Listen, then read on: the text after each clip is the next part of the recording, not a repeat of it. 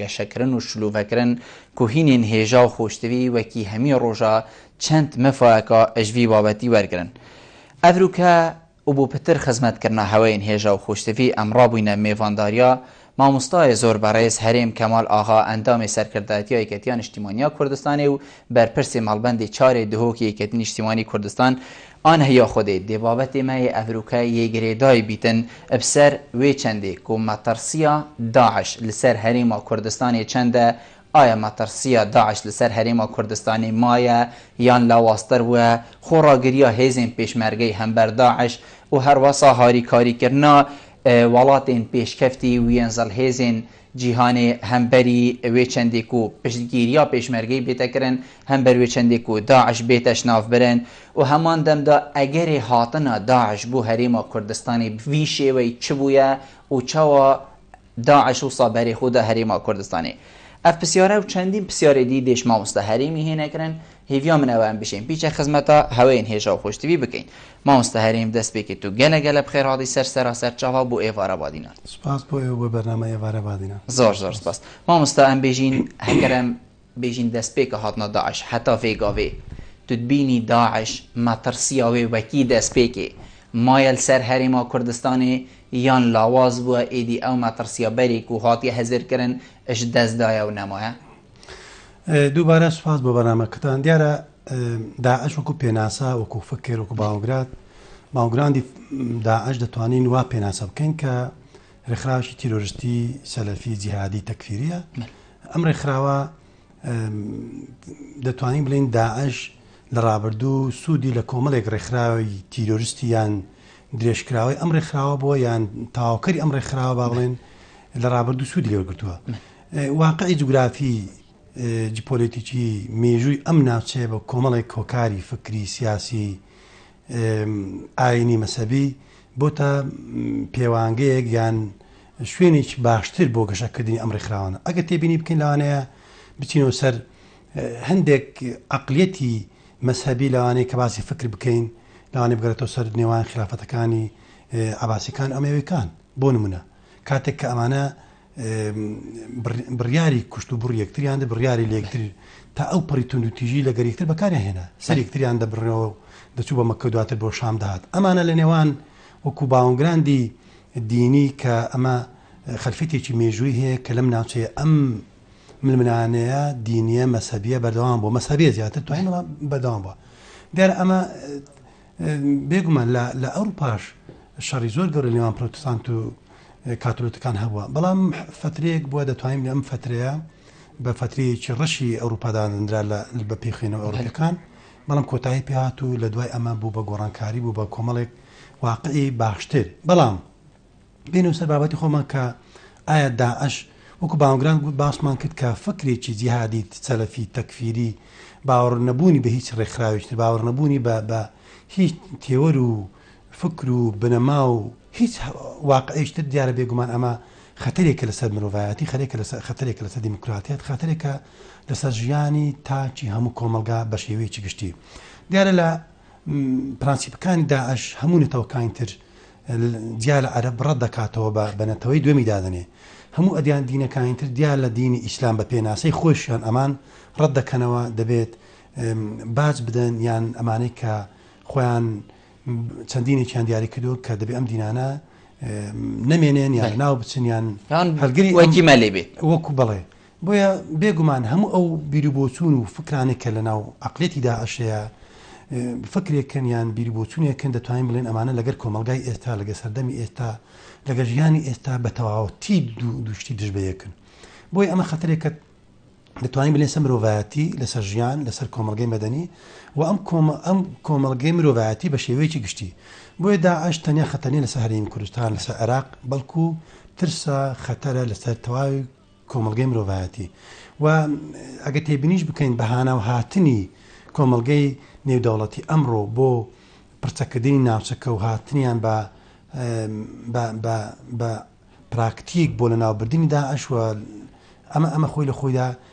وانەیە کە یان دەتوانین بڵێن واقعەکە بۆیە بگەڕێنەوە سەر هەندێک بابەتی تری داعش لێرانە بە تایبەتی لەوانەیە ئێستا کە بە تایبەتی پرسیار بکرێ ڕووی داعش بۆ لە سووریا لە ڕژێم نییە ڕووی داعش بۆ لە سووریا تەنیان لە کوردە لە کوردستان تەنیان لە زۆربەی جەبهەکان ئەگە تێبینی بکەین ڕووی داعش لە کوردستانە و لە بەرەی پێشمەرگ لە زەپەی پێشمەرگەدایە من دەتوانم لێ وا پێناسەی بکەم وەکو ئەوی کە کاتێک کە دەڵێم فعلەن ڕێکخراوێکی تیرۆریستی جیهادی سەلەفی ئەمانە کە دەبیندرێت لەم تەکفیریەی ئەمان لە هەمان کاتیشدا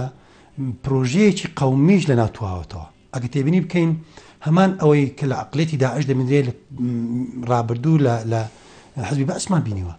ئەگەر سەیری بکەین ئەمڕۆ خەڵک ئەنفاڵ دەکە و جنوسایدی خەڵک دەکات داعش ئەو جنوسایدی شنگال ئەوە بە شێوەیەکی گشتەکە تێبینی بکەین هەمان ئەم عقلێتە بوو کە لە فکر و فەرسەفەی بەعزیشدا بوو کە لە پێ بۆ سرینەوەی شوناسی نەتەنایەتی کورد و لە ناوبردنی کورد و لە ناوبردنی ژن منداڵ خاک خەڵک ئەمانە هەمووی لە فەرسەفە و فکری بەعزیشدا بووە بۆیە زیاد لە فکرێکی سەلەفی جیهادی تەکفیری قەومیشی بە هەمان کاتدا تێبینی بکەین دەڵێت تەنیا نەتەوەی عەرەب باقی نەتەوەکانی وەکو ماڵی وەکو نەک لە ڕێزی پێشەوە توان نێژ بکە تا ڕێزیی عەرەب هەبێ وەکۆی کە لە کۆن لە خلافەتەکان هەندێکشتەوە بابەتانە هەبوو دوای خلافەتەکانیش هەبوو بۆیە ئەم بیر و بۆچوون و خوێندنەوەی داعش لە ناوچەکە بێگومان ترسێکی گەورەیە و ڕێکخراوێکی فعلەن پرچەکی دەوڵەمەندی لە پاش کۆمەڵێک هۆکار کە ببرێن بە هۆکاری گەشتنی کە ئەگەر پرسیارەکەش واڵێ بکەین ئەمە وەکو ترسی بەڵێ ترسە لەسەر ناوچەکە لەسەر فکری ئازاد لەسەر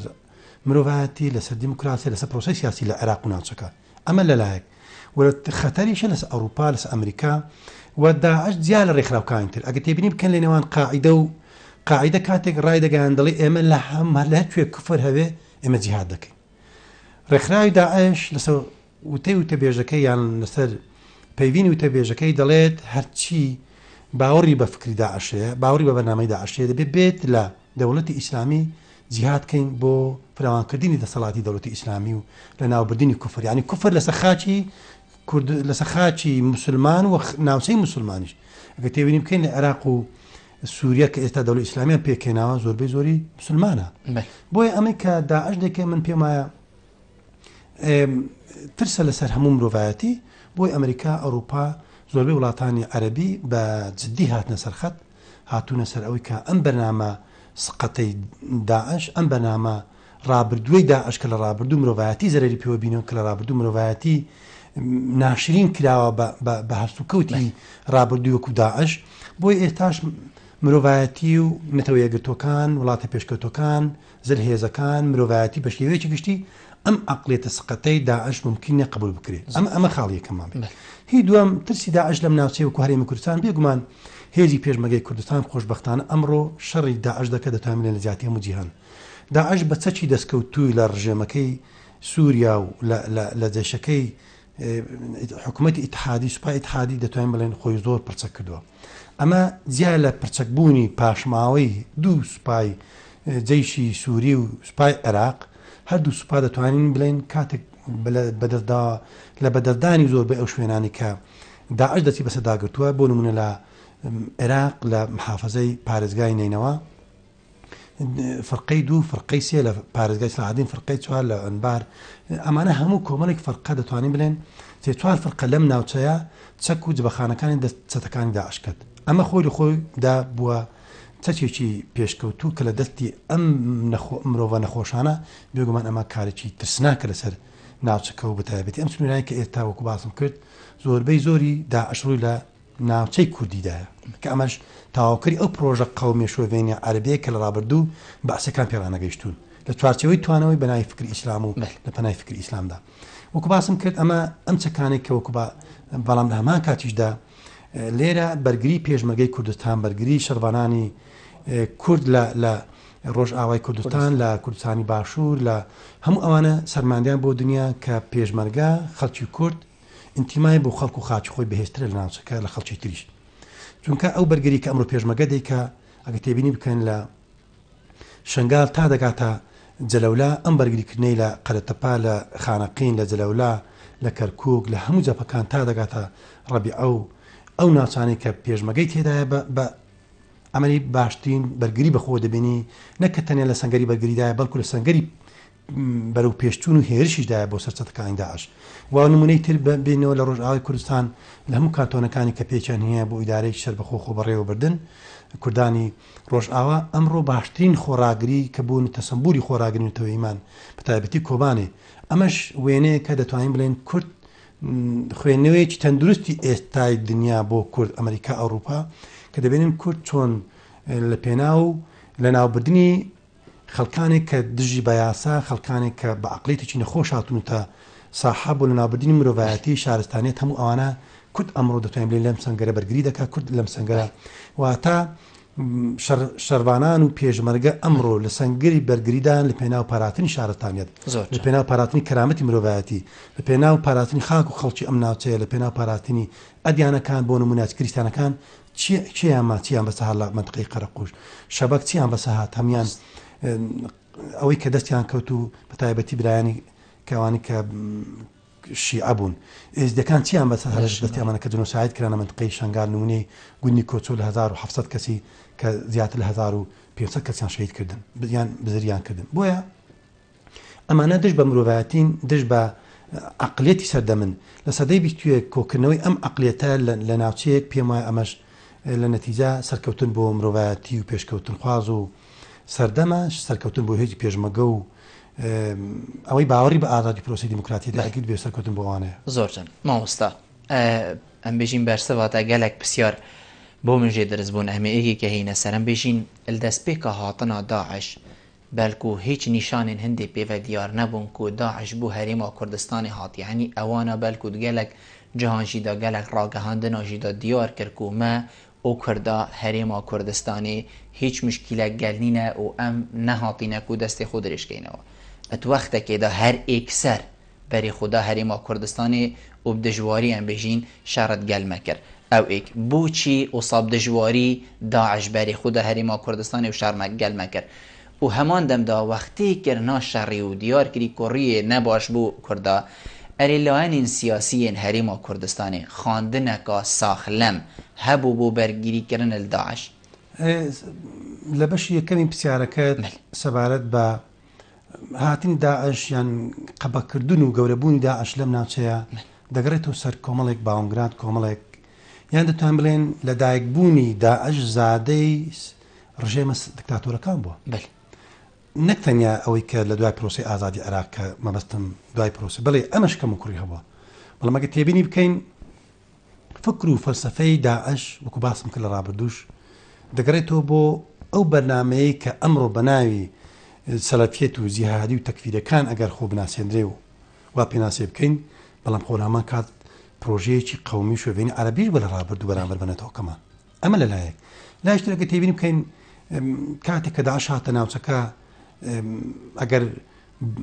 بە خەیاڵ یان بە تاکتیک دەیگوت ئێمە پرۆژەمان نەخێل وەکو پرۆژە وەکو فکر لە ئەساسدا باوەڕمان وا بووە کە ئەمانە خەتەر لەسەر پرۆسی سیاسی لەسەر پرۆسی دیموکراتی بەڵام بە تاکتیک ناوی چەند جەبهەیەک بکەنەوە پێیان وابوو کە دوای شکستی مووسڵ و سڵاحەتین تا بەغداش داگیر دەکەن ئەو کاتێک دوای بەغدا ئیتر بۆ سەهەرێمی کوردستان بوو بەڵام کاتێک کە لە بەغدا پێشەوی ڕاوەستێنرا ئیچەتەکانی داعش هاتنەوە بەرەو کوردستان پێیان وایە بوو هەرێمی کوردستان پاروێکی ئاسانە دەتوان بە ئاسانی دەستی بەسەدا بگرن ئەگەتی سەرەتاکو سەرکەوتنێکی کورت و کاتی لەلایەن چەتەکانی داعش لە چەند شوێنێک دەتوانین پێشەویان کرد بەڵام تێگەیشتن کە پێشمەرگە ئەو هێزانیە بە ئاسان بە چەتەکانی داعش ئەگەرچی بەهۆی کێشەی چەک بەهۆی کێشەی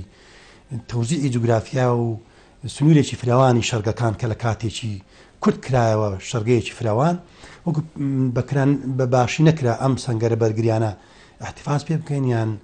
بەهێزی بکەین بەهۆی فراوانی جەپەکانمان بەهۆی چەکی دەستمان لەگە چەکی بەرامبەرمان چەکی دوژمن هەموو ئەوانە خاڵی دەتوانین بڵێن لە قازانجی دوژمنداوە بەڵام کاتێک خۆڕێخستنەوەی هێزی پێشمەگە و لە ڕووی سەنگەر سازی لە ڕووی ئێستا هێزی پێشمەگە لە پێشەویدایە لە بەی زۆری جەپەکانمان هێزی پێشمەگە لە پێشەویدا بووە بۆیە ئەمە دەتوانین بڵێن لە ڕووی تاکتیکی وە سەرەتا بە هێڵێک تێپەڕی جیالەوەی کە نهاتە سەر خاچی کوردستانیان سەر هێزی پێشمەگە بەرنامەیان تاکتیک بوو بۆیە ئێمە وەکو لە ڕووی فکر و فەلسەفەیان وەکو ڕابردوو وەکو باوەڕاندی سیاسیان فەلسەفیان فکریان لێگە دوانەکانیان هەموو ئەوانە دەکرێتەوە کە ئەمانە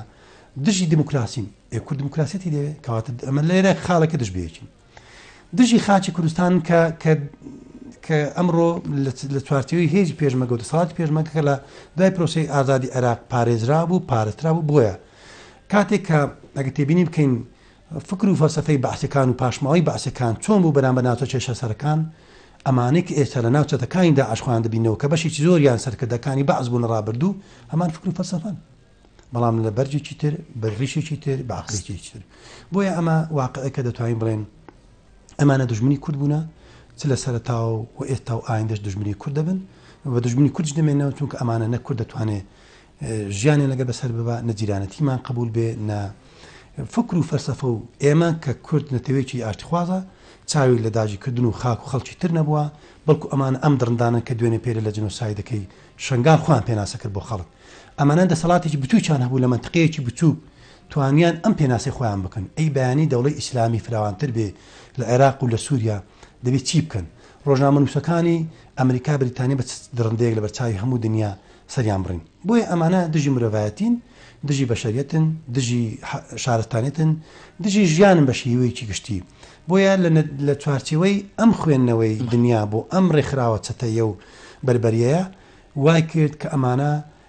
کۆدەنگێکی دووەری لەسەر پێک بێ و ئەم هۆ پەیمانەتی ئەمڕۆ کە بەسەر پەرشتی ئەمریکا پێکاتوە بۆ لەناوبردننی چەتەکان و بربەریەکانی داعش کە ئەمە خۆی لە خۆیدا ئەم ترسەیە کە پێناسەی بۆ ڕۆژئاوا بۆ ئەمریکا بە شێوەیەکە کە ئەمانە دژ بە مرۆڤایەتین وە کۆکردنەوەی هەموو ئەوانەی کە لە ڕووی عەقڵەوە نەخۆشن لە ئەوروپا لە ئەمریکا لە زۆر شوێن یان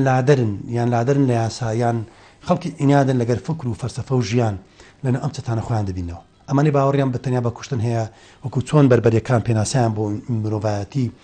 کوشتنی چینێک و سەربڕین و تاڵانکردن و سڕینەوەیان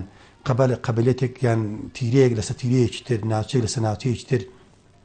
ئەمە پێناسەی بربەریەکان کە لەسەریان دەگونجا کە دژی بەشەریەت و مرۆڤ بوون پێناسەی مرۆڤ و شارستانێت بەو شێوە نەکرابوو خوێنەوەی دموکراتیە لەو کاتە بوونی نەبوو سەرەتایەک بوو ئەمانە لەو چەتانن کە لە سەردەمی بربەریەکان کە ژیان چۆن بووە بۆ ئەمانش بە هەمان شێوەیە بەێ مامۆستا بەشێ دوێ ئەمبژینیە پرسیارێ جواب نەگەشتەمان بژین ئەتهاتەنا داعشدا ئەرێ لاەنین سیاسیین هەرێما کوردستانê xandineka saxlem û êgirtî hebû bû bergîrîkirinin xak û welatê xwe Kurdistan. من باسم کرد ئەمانە لە سەرەتاوە ئێمە هەرێمی کوردستان بە ترس و خەتەر مازانیوە لە هەرێمی کوردستان هەرێمی کوردستان حکوومەتی هەرێمی کوردستان هێزی پێشمەرگە بەڵام لەوانەیە تو هەموو کاتێک بە تەواوەتی نەتوانیت تۆش ئێمەش وەکو کورد ئەو کاتەش پێویستمان بۆ نەبوو چەندە پێ بکەینەوە ئەگە تێبیم کە لەگە حکوومەتی فدرالی ئەو کاتە حکوومەتی هەرێمی کوردستان کێشەیەکی قوڵمان هەبوو بڕینی موسەی خەڵک بڕینی قوتی خەڵک بودجەی هەرێمی کوردستان بودجەی هێزی پێشمەرگە کۆمەڵێک کێشە کە کێشەکان ڕۆژ بەڕۆژ لەگە حکوومەتی فدرال کودبوو لە هەمان کاتدا چەتەکانی داعش لەو کاتە لە هێرشدا بوون لەو کاتە ئێمە لە ڕاوچێ بوون ئایا سوپای عێراقیش لەم کاتە نەیتوانی بە شێوەیەک یان چەند لایەنی کەم چەند مانجێک لە شارێکی چەند فەرقەیەک لە شارێکی مووسڵ دەکریت لایەنی کەم چەند فترەیەک مقاومەی کردبەوە تا هێزی پێشمەرگە کۆنتاچ کرد بە لەگەڵ هێز سوپای عێراق بۆ بەرگریکردن ئێمەش وەکو کورد لە کۆمەڵێک پرسیاردا بوو ئەمانە لەکوێ هاتن بە شێوازێک چۆن دوژمنی چێن خوێندنەوەی ئێمە بۆ ئەوان و ئەو کاتانش وەکو باسم کاتێکی کەم بوو کورد نەیتوانین بە شێوەیەکی تەندروست ئەو کاتە بتوانین سەیترەیەک بکەین یان نێوان حکوومەتی هەرێمی کوردستان و حکوومەتی فیدرال کۆمەڵێک بۆشایی تێدا بوو کە سوودیانە بۆشایەگرت ئەمە لەلایەک دوو حکوومەتی فیدرالی تامیشکردنی سونە لە چەند ساڵی ڕابردوو نەخوێنەوەی سونە بە شێوەیەکی گشتی یاردەمانگ لەسەر شەقامەکانی ڕۆمادی و ناوچەی سلاحەدین و ئەمانە کە بەهاناوانە هاتنی حکوومەتی فیدرال و بۆ ئەمانە هەموو وای کرد داعش سەتەکانی داعش سواری سەر ئەم شەپۆ لە ناڕەزایی خەڵک بن و ئێستا کەشەمانە بوون بە هێز بۆ داعش بۆیە ئەمانە بەڕاستی هەموو خوێنەوەیەکن دەتوانین بڵێن بەهێزکردنی چەتەکانی داعش لە چوارچێوەی سیاسەتی ڕابردووک و فکر و فەلسەفە و عەقیدە باوەڕاندیان دوور لە دوای پرۆسەی ئازادی عێراقیش حکوومەتی زۆرینەی بەغدا یان دەتوانین بڵێن حکوومەتی شیعیان حکوومەتەکەی بەغدا فیدرال بە تەواوەتی نەیتوانی هاوسەنجی لە نێوان پێکاتەکانیان خوێنەوەی تەندروست نێوان پێکاتەکانی ئەم دەوڵەتە بخوێندێتەوە کە لە ڕابردوو کۆمەڵێک زەرمان پێبینەوە بۆ نمونە کاتێک ئەم زۆر دەڵێم عێراق وەکو دەوڵەتی وەکو مناڵی لە شوشەی قەیسەردا بووە کاتێک کە بخوێندنەوەی زلهێزەکان لە دوای زەنجی جیهانی یەکەم بخوێندنەوەیش تەندروست بۆ ئەم ناوچە پڕ ئالۆزیەی کە هەیە یان ئەم ناوچەی کە جوگرافیایەکی ئالۆز و تایبەت لە نێوان سونە شیعە کورد بخوێندنەوەی ئەم پێکاتانە نەتەوەکانی کورد عەرەب ئەدیانەکان مسلمان مەسیحی ئێزدی هەموو ئەو ئەدیانەیە کە هەبوون مەزاهبەکان بخوێنەوە بۆ ئەم ناوچەیان نەسیجی ئەم کۆمەلگایە کە هەیە لەم ناوچەیە بخوێنەوە هاتان عێراقیان دروست کرد کە کۆمەڵێک لە ڕۆژی دروستبوونی عێراق تا ڕۆژی سقوتی لە ناوتونی سەدام تا ئەمڕۆکەش ئەم عێراقا پێناسەی خۆ پێ نەکراوەکو دەوڵەت چونکە دەوڵەت کۆمەڵێک پێناسەی هەیە بتوانێت کە پارێزەری خاک و خەڵک بێ نەیتوانێت کوشێەوە پارێزەریان ئەو سیستەمە حکومڕانی کە لە چوارچەوەی دەوڵەت بووە تا ئێتاکە نیزامێک نهاتوتە بتوانێت تا ئێستا بە تەندروستی بخوێنەوە ئەگەر دوای پرۆسەی ئازادی عێراقیش کە سیستەمی حکومڕانی سیستەمێک بە لە چوارچەوەی دەستورێکی شوبهە دیموکرات نیمچە دیموکرات هەڵبژێردرا و دەنگ پێدرا و بەڵام لە هەمان کاتیشدا دیسان دەڵێم داهمیشکردنی سونە و کورد و نەتیجەی ئەمانە بوو هێز بۆ داعش لە ڕاوچەی کورد بەرامبەر سەتەکانی داعش پشتگیری سونە بۆ داعش ئەمانە هەموو بێز بۆ داعش ئەمەش دەرەنجامی ئەم حقانێ بوو کە لە بەغدا لە ڕابردوو بیراوە هیوادارین لە داهاتوو ئەم هەڵانێک کە کراوە لە داهاتوو چارەسەر بکرێ خوێنەوەش تەندروست هیوامان ماکە حکومەتی ئەمجارێ ئەبادی ئەم خوێنەوانی لە ڕابردوو کە زەرەرمان پێوە بینیوە هەموو لایەک زەرەری پێوە بینیوە عێراق زەرەری پێوە بینیوە بتوانێت ئەم زمانە چارەسەر بکرێت مامۆستا مە بەحسێ بجين سردرياي وقتيا هزولان سياسي كر هم برداشت فيغا في الحال حاضر چسر همي لان سياسيين هريما كردستان بيد فيكو بكت بزيترين وقت بوه كي برانبر دجمنه كي براوستيتن وكي داعش يا فر ام چاوبين گلي بچارك زور لجيگي خويتي و پيويستيش دك امرو اما دجمنشي سخت مان هي سرق مان هي دج بمرواتي و دج بكردمان هي دجمنك ماني امرو اگتيبيني بكين لە ڕۆژئاوای کوردستان ڕویان کردوتە ناوچە کوردیەکان دژمنی سەرەکی خۆیان بەناو و خۆیان پیشان دەدا کە ئەمانە دژی ڕژێمێکی دکتاتۆرن بەناو ڕژێمی سووریا و دکتاتۆر و هاتوون بۆ ڕوخانی ڕژێمێکی دکتاتۆر هینانە کای ڕژێمێکی دیموکراتی بەڵام دەچۆمە درۆ ئەمە وانە ئەمە هەڵخەڵاندنی خەڵکە ئەگەر تێبینی بکەن کانتۆنەکان شکل و شێوازی دیموکراتی تێدایە بەڵام هاتوون شەڕیان پێدەفرۆشن نمونە ئەمانەی کە لە سوێ کانتۆنە کە لە بەدرێژایی دروستبوونی چەند دو ساڵی ڕابردوو سێ ساڵی ڕابردوو سەتەکانی داعش زۆربەی زۆری ڕویان لە ناوچەی کوردی بووە لە ڕۆژ لە کوردستانی خۆمان کوردستانی عێراق باشوور ئەگە تێبینیم بکەین سەتەکانی داعش زۆربەی هێرشەکانیان لە ناوچەی شنگال و ڕەبیعە و زمار و سەدی مووسڵ و تا دەگاتە بە منطقەی گوێر و مەخمور و بە کەرکوو تێدەپەڕێت تا دەگاتە خانەقین جەرەولا بە قەرەتە بۆ خانووی جەرەولا بۆیە سەتەکانی داعش زۆربەی زۆری لە سنووری هێرشەکانی خۆیان ئەگە تێبینی بکەین زۆربیان لە خاچی کوردستانە بۆ سەر خاچی کوردستانە بەڵام خۆشبەختانە هێزی پێشمەرگە ئێستا بەباشی لە چۆنیەتی شەرکردن لەگەر چەتەکانی داعش گەیشتووە و ڕۆژ بە ڕۆژ قۆناغ بە قۆناغ بە پێی کۆکردنەوەی چەک و پشتگیری هێزی هاوپەیمانان و لە ڕووی فڕۆکە لە ڕووی دابنکردنی چەک چەتەکانی داعش ڕۆژ بە ڕۆژ بەرەو لاوازی هێزی پێشمەرگە ژۆڕ بەڕۆ سەرکەوتن دەڕوە بۆ ئەوەی ئەمڕۆ کە پێویست دەکات خاڵی هەرە سەرکەوتنی ئێمە تەباینە خۆمانە خاڵی هەرە سەرکەوتنی ئێمە خیتابی سیاسی یەکگرتوومانە خاڵی سەرەکی خاڵی هەرە سەرێکی ئێمە وەکو کورد بتوانین بەباشی هاوپەیمانەکانمان هەسەنجێنین دراوسێکانمان هەسەنجێنین ئەمانەی کە ئەمڕۆ ئەمانەی کە دوێنێ و ئەمڕۆ خوێنەوەکانی ئێمە لە دوێنێ بەرامبەر دراوسێ بەرامبەر بۆ هێزانەی کەوامان بیدەکردووە لە کە پشتگیرین بۆ پرۆسی سیاسی لە کوردستان پرۆسی سیاسی لە عێراق و ناوچەکە ئەمڕۆ دەبێت بەڕاستی زیاتر بتوانین لەسەر ئەمە کۆدەنجیمان هەبێ هاودەنجیمان هەبێ و هەرێمی کوردستانیش بتوانین ئەمڕۆ بیپارێزین چونکە چەتەکانی داعش تەنیا دژمنی چینێکنی حزبێکنی بەڵکو دژمنی تەواوی مرۆڤایەتیە دژمنی مرۆڤە دژمنی یاسایە دژمنی خۆشیە دژمنی شارستانێتە دژمنی مەزارگەکانە دژمنی هەموو مرۆڤایەتیە بە هەموو شکلێک بۆی پێویست دەکات کورد ئێستا تەواو یەکدیگر بن لە چوارچێوەی سیاسەتی هەرێمی کوردستان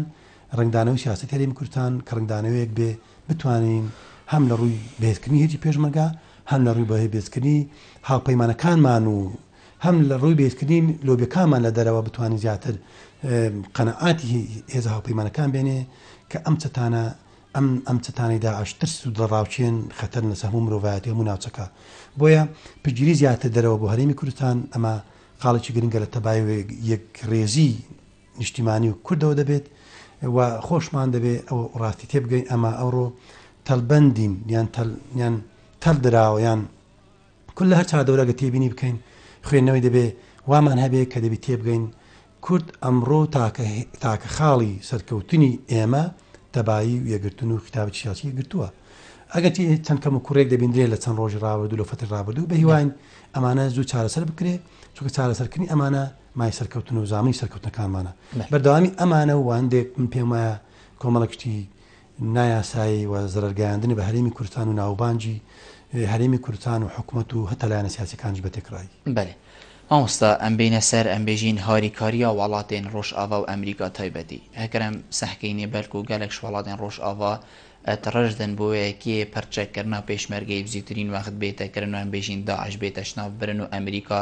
بژین ئێکسەر یا هاریکاریت کە و حتا دیمایە جنابێتە چاوت بینیت ئەرێ ئەفاڵاتە بدرستاهی ژدل هاریکارێت پێشمەرگەینە بۆوەیەکی کو داعشل هەرێما کوردستانێ بێتەش ناو برن و نەمیند ئەف مەترسیە چنکە وەکو جنابێتەژی گوتی نەبتنی بۆ هەرێما کوردستانیان بۆ وڵاتێکی وەکی سووریە تبینیت ڕژدن و ئەم بێژین فکر و هزرێت وانەڤا وڵاتە سەر هەندێنەک و داعشل فێرێ بێتە بدیماهێکینان بێگومان ئەمانە چەتەن ئەمانە پێناسی ئەمانە چەتە و بربەریەتن واتە دژی مرۆڤ دژی عەقڵ و ژیان و حەزارەت بۆ ئەمانە دەبێت لە ناو بچن وە لە ناویش دەچن وە لەسەر دەستی کوردیش جێگای دڵخۆشی هەموو دنیا و جێگای شەرەفە بۆ کوردیش کە ئەمڕۆ من تەسەوەر دەکەم ماش دەبینم و واش دەبێ کە چەتەکاندا لەسەر دەستی کورد لە ناو دەچن ئەگە تێبینی بکەن ئەمڕۆ کورد لە باتی لە زیاتی هەموو دنیا شەڕی تیرۆر دەکات ئەمڕۆ کورد لە زیاتی هەموو دنیا بە چەکێکی مامناوەندی زۆر خەفیف شەڕی ئەم چەتە بەهێزانە دەکات کە لە ڕووی پرچەکی ئەگەر لە سەرەتا بۆ قورس بوو بەڵام ئێستا بۆ پێشمەرگە زۆر ئاسان بووە ئێستا بۆ پێشمەرگە شەڕی تاکتیکی شەڕیان زۆر ڕوونە بۆ هێزی پێشمەرگە و ئەو چەکانێکی ئێستا لە دەست هێز پێشمەرگەیە وردەوردە ڕۆژ بە ڕۆژ چەکی باشتر زەخیرەی باشتر دژە تانک و دژە دەرئی باشتر چەک بەدەست هێزی پێشمەرگە دەکە ئەمانە هەمووی خاڵی سەرکەوتن بۆ پێشمەرگە و هێزی هەڵپەیمانانی ڕۆژ بە ڕۆژ چڕی تۆ بارانکردن و چڕی فڕۆکەکان بۆمباکردنی چەتەکانی داعش لە هەموو شار و شارۆچکەکان لە لێرە لە منتقەی ڕەقا کۆبان هەموو شوێنەکانی تر ئەمە ڕۆژ بە ڕۆژ چرتر بۆتەوە و فراوانتر منیش پێم وایە لێدوانی نەتەوە یەکگرتوەکان و ئەمریکا زل هێزەکان بە شێوەیەکی گشتی گەشتن ئەو بیر و ڕای ئەم دید و بۆچنی ئەوان ئێستا کە دەبێ ئەم هاوپەیمانێتە فراوانتر کرێ چونکە چەتەکانی داعش وەکو باسم کرد ئەمانە ترسن لەسەر مرۆڤایەتی و هێزێکیان تێدا وەکو باسمان کرد دەوڵەتێکی ڕێکخراوی تیرۆریستین لە چەک لە ماڵ لە ئەرز کە مەسەحەیەکی زۆریان لەدەستدایە و سوودیشیان وەرگرتووە وەکو باسم کرد لەم دکتاتۆرانەی کە چەندین ساڵ چەندین دەیە لە ڕابردوو حکمیان کرد کە خەڵک باسە کاتێک کە باسی بەهاری عەرەبی کرا خەڵک پێوە بەهاری عەرەبی ڕژێمێک دێتە گۆڕێ بە ڕژێمێک یەکسەر بەڵام دکتاتۆرەکان بە شێوازێک وەڵامیاندانەوە کە ئەم با بڵێن دەرهاویشتە و لەدایکبووی ئەم بیر بۆچونەن یان ئەم تونند و تیژەن کە چونکە هەموو کاتێک ئەنف لەدایک دەبێت لە ئەنجامی ئەنف لەدایک دەبێت لە ئەنجامی تونند و تیژی لەدایک دەبێت لە ئەنجامی تونند و تیژی لە ڕۆژهڵاتی ناوەڕاست لە وڵاتانی کە هەن ئەمە لێ لەدایک بوو بۆیە ئەمە کاتی پێویستە و بێگومان ئەوەی کە جێگای دڵخۆشیە هێزی پێشمەرگە لە سەدەتی هێزی پێشمەرگە چەتەکانی داعش لەناو دەبرێن لەناو دەچن و ئەمەش دەبێتە شەرەفێکی گەورە بۆ مێژوونێتەوەکەمان بۆ پێشمەرگە بۆ کورد تا دنیاماوە دەبێتە مێژوویەکی پرسەروەری بۆنێتەوەکەمان کە ئەم چەتانە دژی مرۆڤایەتین لە سەدەتی هێزی پێشمەرگە و کورد لەناو دەچن. مامۆستا دەستپێکان بێژین هەبوونا داعش و پارێزگەها میسل ئێکجاری داعش کردیە بن کۆنتڕۆڵە خۆ ئەمریکا بەلکو هەلویستێکی وەسای دژوار نەبوو هەم بەر داعش و بێژیتن ئەس دێهێم و ئەم بێژین دێ تۆ باران کەم و دێ ئشناف بەم لێ دەما داعش بەری خوددا هەرێما کوردستانێ هەر ئێکسەر ئەمریکا بڕیاردا و هەرێما کوردستانێ هێلا سۆڕە ناچێبیت هیچ شێوەیەکێ داعشیان هەر کەسێکی دی بەری خوب دەتە هەرێما کوردستانی و سەردا بگریدن ئەگەر چنە کو هەرێما کوردستانی خۆسا گرنگ بیتن ئشلای ئەمریکا وەکو حتا ناف بنیتن هێلا سۆر دوو دەتوانین بنن لە دوو خاڵ کۆیکەینەوە یان باسی بکەین. یەکەمیان کێشەکانی یان قەیرانی سیاسی لە عێراق دۆستەکان هاوپەیمانەکان ئەمریکا بێهێزی کردبوو، دەتوانین بڵێن بێهیوای کردبوو بەرامبەر ڕێگنەکەوتن لەسەر سەرۆکیێکی حکوومەت، ڕێگنەکەوتن لەسەر پێکەنانی حکوومەتێکی لە دوای هەڵبژاردن، ڕێگنەکەوتن لەسەر کۆمەڵێک بابەت کە دەتوانین بڵێن ڕنگدانەی خراپی هەبوو لەسەر پرۆسەی سیاسی لەسەر پرۆسەی دیموکراتی. بۆی ئەمانەی کەوای کرد هێزەکان یان هەڵپەیمانەکانمان یان دۆستەکانمان یان ئەمریکا بە تایبەتی کە لە ڕابردوو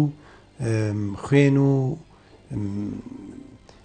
هێزێکی مادی معنەوی زۆری خەرج کرد لە عێراق بۆ دروستکردنی ڕژێمێکی دیموکراتی، نیزامێکی دیموکراتی، بەڵام بەهۆی شەڕی تایفی عەقڵێتی تایفی دۆستەکانمانیان بێهیوا کرد، دۆستەکانمانی بێتاقەت کرد. ئەمە خاڵێک بوو کە وای کردبوو کە ئەمریکا لە پێناوەی کە تاکە سەرکردەی ئەو ئەد کاتێک لە ڕابردوو بەهۆی ئەمەوە کە دەوڵەت زەرەری پێگەیاندرا، دەوڵەت پێناسی خۆی لەدەستدا، هەمان ڕوخانی ڕژێمێکی دیکتاتۆر هێنان ڕژێمێکی دیکتاتۆر لە شوێنی ئەو کاتێ چ نەکرا. بۆیە ئەمە وای کرد کە هاوپەیمانەکانیان دۆستەکانمان لەمە بێتاقەتی یان ساردبوونەوەییان تێدا بوو بۆ زیاتر پشتگیریکردنی عێراق. ئەمە لەلایەک. دوو تاکە نموزەجی یان تاکە نمونەی جوانی کە ئەمریکا قسەی پێوە کرد با لە ڕۆژهات کە هات لە عێراق 4500 سەربازی کوژرانیان بە ملیاردە دۆلاری سەرف کرد. ئەمانای کە تاکە نمونەی جوانی کە تعبیر بێ لە پاراستنی هەموو نەتەوەکان ئەدیانەکان نموزەجی دیموکراتی کە لە عێراق دروست کرد و هەرێمی کوردستان بوو. ئەگەر ئەمەشی لە ناوچوو بایەکەواتە ئەوەی ئەمریکا کردی لە ڕابردوو لە دەردانی 4500 سەربازی ئەمریکی و لە دەردانی ملیاردە دۆلار لە ئەمریکا کەوات لە عێراق چی کرد. بۆیە ئەمە بەهێلی سوور بوو ئەوان چونکە تاکە نمونەی کە ئەمریکا فەخری پێوە دەکرد و شانازی پێوە دەکرد لە ئەمریکا لە ناوچەکە کە لە ناوچەکە توانی مەسەڵەن کورد لە بە تەجروبەیەکی لە هەرێمی کوردستان تەجروبەیەکی جوانی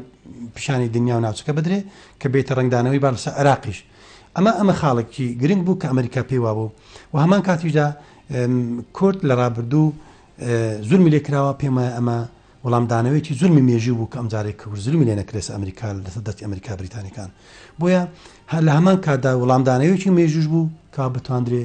ئەم زولمەی لە ڕابردوو لە نەتەوەکەمان کراوە بە پیلانی دژمان و هاوکاری سەرهێزەکان لە ناوبردنی شۆڕشی گەورەی کورد لە ڕابردوو چەندین سەدەی ڕابردوو ئەم جاران وەڵامدانەوەیکی ئەم زولمەش بوو لە مێژوو لە کورد کراوە. بۆیە هەم هاوپەیمانەکانمان خوێندنەوەی کوردستان بە حکومڕانێکی جوان و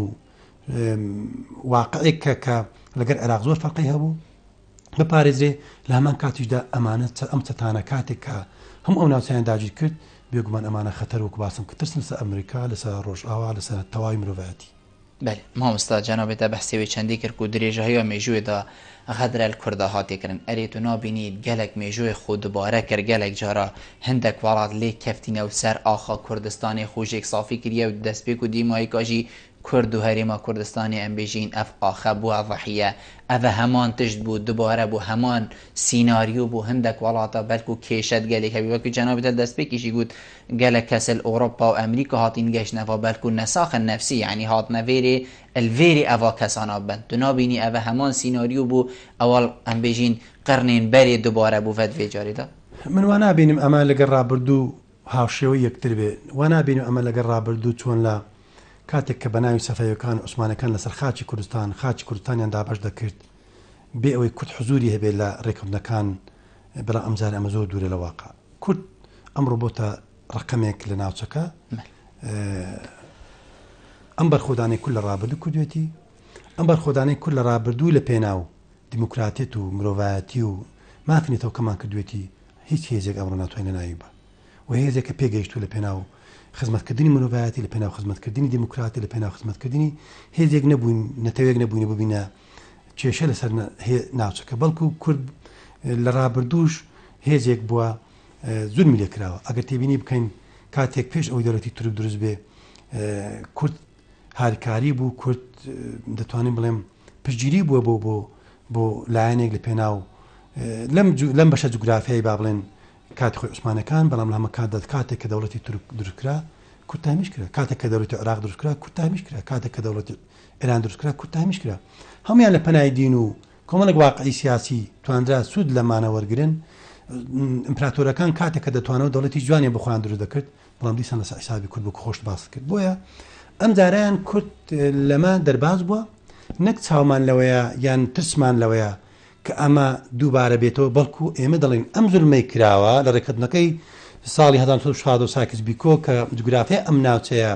بخوێنەوەی بۆ کورد و گەڕانەوەی بۆ ئەم بڕیارانەی کە کاتی لە عوسبەت الئومەم درابوو بۆ ئستتاگ لە ناوچانە کە نەکرا زولم نەکرا لە کوراسیڤەر هەڵێشرا بە لۆزان ئەم پێم وایە دەبێت ئەمەش تەعویز کرێتەوە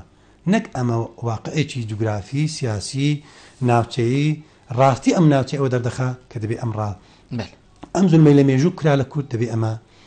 ئەم وەڵامە بدرێتەوە یان ئەم حەقایە ئەم مافەنەتەوایەتی جوگرافی مێژوویمان بۆ بگەڕێتەوە بۆ ئێمە ترسەمان نەتەوەکەمان ئەو ترسەی نییە و ناش بێت چونکە هەم کورد بۆتە هێزێک کە ئەمڕۆ بەرگری لە مافی مرۆڤ دەکا بەرگری لە شارستانیت دەکا بەرگری لە خاک و خەڵکی خۆی دەکا بەرامبەر چەتەی بەرامبەر چەتەکانی داعش کە ئەمانە خەتە لەسەر مافی لەسەر مرۆڤایەتی بەتەواتی بۆیە کورد ئەمڕۆ شەڕی لە جیاتی هەموو جیهان دەکا بەرامبەر گروپێک مەجموعەیەکی بەربەری کە ئەمانە دشتی هەموو مرۆڤایەتی هەموو بەشەر مامۆستا حکوومەتە هەرێما کوردستانیان بێژین و گەلێک لایەنی سیاسی گەلێک جارە پشت بەستن هەبوو بۆ وڵاتێکی وەکو وڵاتی تورکیا و گەلێک جاراژی دیار کرد و تورکیا دۆست و برادەر و هەفکیفە و حتا دیمایە دەما کوردستانم بێژین کەفتە بەر vê ماترسیە هەبوونە داعش دیار بوو و تورکیا هیچ هەڵویستێک نەبوو خۆ حتا ڕاگەاندنیشیدا بێژین تشتێکی دڵخۆشگەر نەبوو و تورکیا پشتەوانی حکوومەتە هەرێما کوردستانە یان هێزێن پێشمەرگە بۆچی هەرێما کوردستانی خۆسا پشتاخۆ وڵاتێکی گەرم کرد و حتا دیمایە ئەڤە لێ بدەرکەویت تورکیا لێ بدەرکەویت پاشی ئەم پاش بچین دیارە ئەمە قەدەری جوگرافیا و ژیان و واقعی جوگرافیایە کە تۆ جیرانێک تێ دەوڵەتی تورکیا جیرانێک تێ لە مەلای دەوڵەتی ئێرانە جیرانێک تێ وڵای ئوردنە ئەمە تەوزیعی جوگرافیا و واقعی سیاسی جوگرافیان جوگرافیا سیاسی ئەمە واقعەکەیەتی ئەمان لەلایەکی ترایی بەمانە تۆ اختیار نەکردو من ئەم جیرانم دەبێت لە تەنج ئەم جیرانە بژیم ئەمە واقعەتی جوگرافیایە ڕێکەوتەیەکی جوگرافیایە کە ئەمە بێ پێکەوە بژین ئەمە لەلایەک دوو دەوڵەتی تورک دەوڵەتێکی گرنگ لە ناوچەکە و دەوڵەتێکە هەم ئەندامە لە حلفی ناتۆ و دەوڵەتێکە لە ڕابردوو لە چەند ساڵی ڕابردوو خەباتی زۆر بۆ کردووە کە بتواندرێت لە چوارچەوەی ئاشتی دیموکراتی چارەسەری دیموکراتی بتواندرێت کە ئەم ڕێزکە شکێنە بێ کە لە داهاتوو بتوانێت لە یەکێتی ئەوروپا وەرگیرێ کەچی ئەمڕۆ دۆستەکانی بەتایبەتی لە حلفی ناتۆ و ئەندامانی حلفی ناتۆ و اتحادی ئەوروپی کە تورکیا لەم پێناوە خەباتی دەکرد لەم پێناوە کاری دەکرد کە بێتە ئەندام لە یەکێتی ئەوروپا ئەمانە هەموو بوویتە جێگای پرسیار و بوویتە جێگای گومان کە دەوڵەتێکی وەکو تورکیا گرنگە لە ناوچەکە چۆن قبولیتی کۆبانی لەدەست کورد نەبێت لە دەست چەتەکانی داعش بێ چۆن قبولیتی چەتەکانی داعش بە چەند مەترێک لەوی دوورن و بێدەنگ بێ کە ئەندامە لە حلفی ناتۆ ئەوڕۆن حلفی ناتۆ شەڕی ڕاگەاندوو بەرامبەر چەتەکانی داعش بۆیە ئەمە دەبوو واشمان چاوەڕێ دەکرد بەڵام هەر دەوڵەتێک بەرژەوەندی خۆی هەیە خوێنەوەی خۆی هەیە لە ڕووی سیاسی لە ڕووی ئابووری لە ڕووی کۆمەڵایەتی لە ڕووی واقعی سیاسی جوگراتی خۆی خوێنەوەی خۆی هەیە ئێمە ناتوانین لە باتی تورکیا ئەم وەڵامە بدەینەوە بەڵام کورد و کوردستانی باشوور چاوەڕێی زیاتری دەکرد لە تورکیا کە ئەمڕۆ ئەمانە دژی مرۆڤایەتین خەتەرن لەسەر تورکیاش خەتەرن لەسەر ئایندەی تورکیا من پێم وایە دەبایە تورکیا بەر لە هەموو دەوڵەتێک چونکە ئەمانە باشی خوێندوتەوە بەر لە هەموو دەوڵەتێک شانبەشانی عێراق شانبەشانی ئێران شانبەشان پێش هێزە هاوپەیمانەکان پێک بێ دەبایە دەوڵەت شەڕی داعش بکردووە چونکە یەکەم هێرشی کاتە سەر مووسڵ و ناوچەکە و دواتر بۆ سەر کوردستان و ئێمە لەگەر دەوڵەتی تورکیا بەرژەوەندیمان هەیە جیرانەتیمان هەیە مێژووی هاوبەشمان هەیە و نەتەوەی هاوبەشی لەو دووخە ئەوە لە هەمان کاتیشدا پێشم وایە وا دەبوو وابیوێت کەمە خوێنەوەی تابێتی خۆیانم پێم وایە کاتێک کە دش بە چەتەکانی داعش دەبووە زیاتر چارەسەری دیموکراتی پرۆسی دیموکراسی کرانەوەی دیموکراتی لە تورکیایان چارەسەری دیموکراتی بەرامبەر پرۆسی ئاشتی لە تورکیا من پێم وایە ئەمە قازانجی بۆ پرۆسیە دەگان پێم وایە زیاتر بۆ تورکیا دەبووە زیاتر سەرکەوتنێکی گەورە لە ڕووی ئابووری سیاسی ئەو هەزرا بوو تورکیا هاتیەکردن واسانە بوو و هەمان دەمدا ئەو هەزرا بوو ئیرانێژی هاتیەکردن و بەلکو گەلەکە ئەم بێژین ئەدگو دۆست ژینینە لێ دیار بوو و هەبوونا داعش هەر ئێکسەر ئیرانێ دۆستینیاخۆ و هاری کاریاخۆژی ئەم بێژین بۆ هەرێما کوردستانێ دەربڕی بۆچی ئەو مەگوتی تورکیا جیرانە ئیرانژی هەر جیرانە مامۆستا بۆچی ئەو نەظاریا بۆ تورکیا هەی بۆ ئیرانێ ژینینە ئەگەر تێبینی بکەن خوێندنەوەی ڕابردووی یان فکر و فەلسەفەی داعش نزیکی لە فکر و فەلسەفەی با بڵێن دەوڵەتەکانی جیرانەکانمان جیاوازی زۆری هەیە لەگەر ئێران زۆر جیاوازی هەیە لەگەر تورکیا زۆر جیاوازی هەیە داعش وەکو فکر و فەلسەفە مچینە لە ڕابردوو یان خوێندنەوەیان بۆ داعش بۆ تورکیا خوێندنەوەی داعش بۆ هەرێمی کوردستان خوێندنەوەی داعش بۆ عێراق خوێندنەوەی داعش بۆ دەوڵەتی ئێران خوێندنەوەی داعش بۆ شیعە بۆ سونە جیاوازی هەیە و بیرکردنەوەی دەوڵەتەکانی بە پێی بەرژەوەندەکانی خۆیان جیاوازی هەیە پێ دوانەوێت هەر دەوڵەتێک بیرکردنەوەی وەکو دەوڵەتێک تر بێ بەرژەوەندی تایبەتی خۆی هەیە بەرژەوەندی فکری هەیە بەرژەوەندی استراتیژی خۆی هەیە بەرژەوەندی استراتیژی خۆیان لە پێناو ئایندی وڵاتەکەی خۆیان دراسی دەکەن و تۆ دراسی ناکەین بەڵام خوێندنەوەی ئێمە وەکو کورد لەم ناوچەیە کە ئەمانە بەدڕندە دەخوێنینەوە کورد کە ئەمڕۆ لە شەڕی داعشدایە چاوی لە جیرانەکانیەتی لە هاوپەیمانەکانێتی لە دۆستەکانێتی کە ئەمانە دژی مرۆڤایەتین پێویستمان بە هاوکاری و هەماهەنگی یەکتر هەیە کورد زیاتر چاوەڕێی دەکرد کە دەوڵەتی تورکیا بێتە سەرخەت بۆ لە ناوبرین ئەم چەتانە ئەمە خۆی قەنەعاتی خۆیەتی بڕیاری خۆیەتی پێش ئەوەی کە ئێمە گلەی لێ بکەین ئەندامەکانی یان حلفی ناتۆ چاوەڕێی ئەوە دەکرێت دەوڵەتی تورکیا کە دەوڵەتێکی لە ڕووی هێزی زەمینی دەوڵەتێکە بەهێزە لە ناو حلفی ناتۆ و لە ناوچەکە دەوڵەتێکی بەهێزە و هیوادارین لە داهاتوو بتوانێت ئەمەی کە لە ڕابردوو بەباشی نەبووتە جێ ڕەزامەندی دۆستەکانی دەوڵەتی تورکیا وەکو ئەوروپا ئەمریکا عێراق بە کوردستانیشەوە هیوادارین لە داهاتوو تورکیا ئەم هەڵەیە هەم چاچ کاتەوە چونکە ئەمانە تەنیا دژمنی ئێران و عێراق نین بەڵکو دژمن هەموو مرۆڤایەتین و چاوەڕێشمان دەکەن و چاوەڕێش دەکەین لە داهاتوو زیاتر ڕوون دەبێتەوە بەڵام ئێمە پێمان وایە ئەمڕۆ دەوڵەتی تورکیا ئەگەر چەند بەهێز بەشداری لە ناوبەری چەتەکانی داعش بکە ئارامی بۆ دەوڵەتی تورکیا دەبێت پێش ئەوەی بۆ ئەمە بێ ئارامی بۆ ناوچەکەش دەبێ وەلامان کاتیش پێمان دەبێتە خاڵێکی و چرخان بۆ سەرکەوتنی چارەسەری دیموکراتی بله مامۆستام ویدەمیژی دەبچینە سەر کۆبانێ و دەمێمە بەرەو دیمەهەی گەشتن ئەم بێژین بۆچی داعش ئێکسەر بەری خۆدا کۆبانێ و بوێ هێزەخۆ بە هەمی بۆ کۆبانێ بەر و کۆبانێت بێتن ئەمەش دەڵێن ئەرێک بۆ داعش وا بڕیار بوو کە نیزامێکی دکتاتۆر بڕوخێنی نیزامێکی دکتاتۆر دیموکرات بێنتە حکم و بە حیساب یان خلافەتی ئیسلامی کە خۆی ناوێنە دەوڵەتی ئیسلامی ئەری بۆ هاتەکە ئەمە پرۆژەیەکە من واش خوێندومەتەوە پرۆژەیەکی قەومی لە چوارچێوەی بەناوی خلافەتی ئیسلامی خۆی دەکاتەوە قەومی شۆڤێنی و ئەمەش لە ڕابردوو کە باسم کردەوەی بەحسەکان لە ڕابردوو پێڕانەگەیشتن وچەتەکانی داعشدانەی تاویکەن بەرامبەر بە نەتەوەی کورد خۆڕاگەریە خەڵکی کۆبانێ چت گەهێنیتن خۆراگەری کۆمبارێ ئەمە ئەو پەڕی جوانی نەتەوەکەمان دەگەین ئەو پەڕی خۆراگرینەوەکەمان دەگەین سمبولی شۆڕجێری خۆراگەری دەگەێنێ کۆبانێ لە وەسفی گەورەترە کە مرۆڤ وەسفی کە ئەم خۆراگەری لە کۆمبانێک کرا بەرامبەر چەتەکانی داعش ئەم خۆراگەریەی شەروانانی کۆبانێک کردیان ئەمە ئەو پەڕی دڵخۆشی جێگای دڵخۆشی هەموو دۆستەکانی کوردن و ئەماش لە مێژوو بە گەورەترین سەرکەوتن بۆ میژنێتەوەکەمان دەنووسێتەوە کە کورد تا چەند دژی چەتەکانی داعش و دژی ئەمانە بوون کە دژی یاسا و مرۆڤایەتی و شارستانیت بوون مامۆستا و زۆر بەڕێز هەرێم کەماڵەها ئەندامی سەرکردهاتیەکەتی نیشتیمانی کوردستان و بەرپرسی ماڵبەندی چارێت دهۆکێکەتی نیشتیمانی کوردستان زۆر سوپاس بۆ جاناو بدێت و میێوان بووی گەلمە تا ئەم مازنکردین سپاس بەلێ بینەرین هێژا و خۆشتەوی وی چەندی ئەم گەیشتنە دیمەهەی کە خەلەکە ئەڤروش بەرنامە هەوەیە ڕۆژانە ئێوارە بادینان هیڤیا منەوە ئەم شیاوین پیچە خزمەتە هەوەین هێژا و خۆشتەوی و بارێز بکەین تا ئەمۆهین و دەمەکی دی و خەلەکە کادیش بەرنامەی ژێر چاودێریە خۆدای مازن داوام بخواترەوە